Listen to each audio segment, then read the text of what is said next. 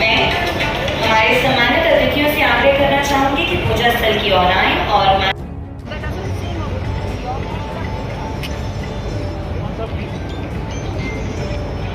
आगे हट दो अरे यार भाई साहब, सर थोड़ा आगे से हट जाइए। इस तरह एक बार हट जाओ।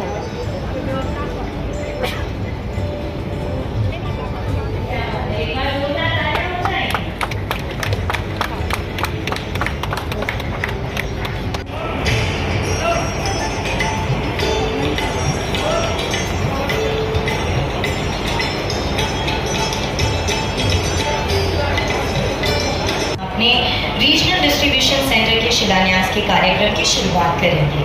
यह भारत के सबसे बड़े अत्याधुनिक लॉजिस्टिक कैंप में से एक है, जिसका अधिकरण उद्घाटन समारोह है। अनावरण के बाद हम अपने रीजनल डिस्ट्रीब्यूशन सेंटर के लिए भूमि शुभचिंतक पत्रकार छायाकार मित्रों, एक बहुत ही प्रेस्टिजियस प्रोजेक्ट जिसको कहना चाहिए फ्लिपकार्ट का, आज जिसका ग्राउंड ब्रेकिंग, जिसको हम अपने शब्दों में भूमि पूजन कहते हैं, इसका शुभारंभ किया है।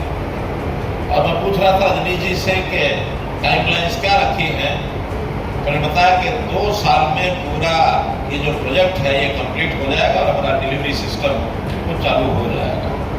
एक बहुत अच्छा साइज का जिसको कहना चाहिए, जैसा बताया कि एशिया का सबसे बड़ा एक ऐसा ही सप्लाई चेन का हमारे यहाँ बनेगा 140 एकड़ में इसका फैलाव है।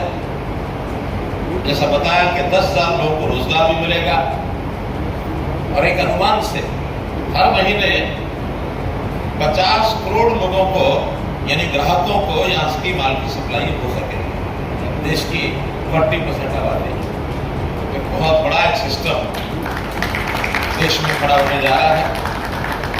लगभग 1400 करोड़ रुपए की इसकी लागत है।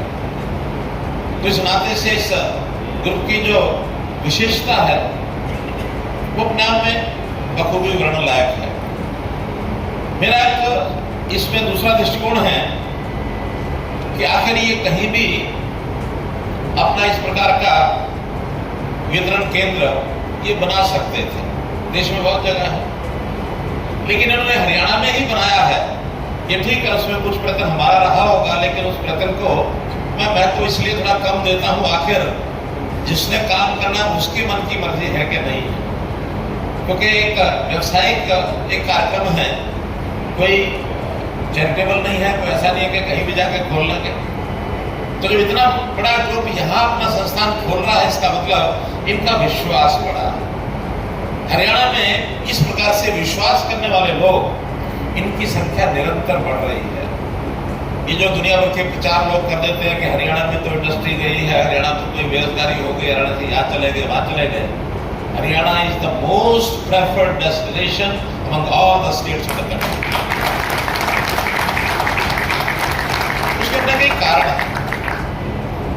ये ठीक है कि नेशनल कैपिटल की विसिनिटी में है, एयरपोर्ट की हमको एक अच्छी सुविधा इंटरनेशनल एयरपोर्ट की मिली हुई है, लेकिन इतना बात नहीं। हरियाणा में अपने आप में जो हमने फैसिलिटेट किया है चीजों को, इंफ्रास्ट्रक्चर, खास करके दक्षिण हरियाणा का जो इंफ्रास्ट्रक्चर है, चाहे वो केएमपी रोड हो, चाहे हरियाणा ऑर्बिटल रेल कॉरिडोर हो, चाहे 17 नेशनल हाईवेज जिसमें से आधे पूरे हो चुके, आधे का निर्माण चल रहा है, चाहे रैपिड रेल ट्रांसपोर्ट की सर्विस है, मास रैपिड ट्रांसपोर्ट सर्विस है, यह हमारा नांगल चौधरी में जो लॉजिस्टिक हब बनने जा रहा है, डेडिकेटेड रेल कॉरिडोर है, दिल्ली मुंबई हाईवे है, एक्सप्रेसवे है। ये सब इस क्षेत्र की एक ये कहना चाहिए कि उभरता हुआ जो एक दृश्य है इस इलाके का। गुरुग्राम जो है अपने आप एक आइकन सिटी है सारी दुनिया में। गुरुग्राम का नाम कहीं भी जाकर पूछो। 500 फॉर्च्यून कंपनीज में से अब 400 कंपनीज के यानी ऑफिसेस वो गुरुग्राम में खुल चुके हैं। एक इंटरनेशनल लेवल जैसे एक सिटी का होता है, उस प्रकार से ये सब है। तो यही एक कारण है कि बड़ी बड़ी कंपनीज यहाँ आ रही हैं। मारुति के बारे में बहुत चर्चा थी मारुति तो अब शायद गुजरात चली जाएगी, यहाँ चली जाएगी, वहाँ चली जाएगी। इतना बड़ा एरिया, लगभग 900 करोड़ 800 एकड़ भूमि पर खरखोदा में HSIDC की जमीन उनको दी हमने, उस पर वो बड़ा प्रोजेक्ट लगा रहे हैं। और जितने प्रोजेक्ट अभी तक हैं, चाहे कमानेसर है, गुरुग्राम का के सबसे बड़ा प्रोजेक्ट वो खरखोदा में होगा। ये हजारों लोगों को रोजगार, और इसमें से जो एक इकोनॉमी का साइज वो प्रदेश का बढ़ता जा रहा है, जिसका सीधा देश को भी लाभ है। मोदी जी ने एक विचार मन में लाया है वो कि दुनिया में अभी हम 5वें स्थान पर हमारी गिनती होती है अगर हम इकोनॉमिक दृष्टि से देखें, लेकिन हम कैसे तीसरे स्थान पर पहुंचे, कैसे हम जल्दी से जल्दी $5 ट्रिलियन क्लब के सदस्य बने। $5 ट्रिलियन क्लब का मतलब है कि दुनिया की सर्वश्रेष्ठ एक ताकत, उसके हम सदस्य बन रहे हैं।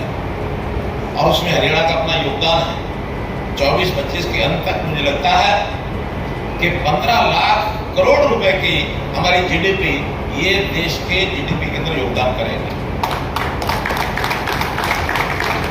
पर कैपिटा इनकम हरियाणा का आज भी हाईएस्ट है। हमारा जो GST collection per capita Haryana का अमंग लार्जर स्टेट्स वो आज हाईएस्ट है।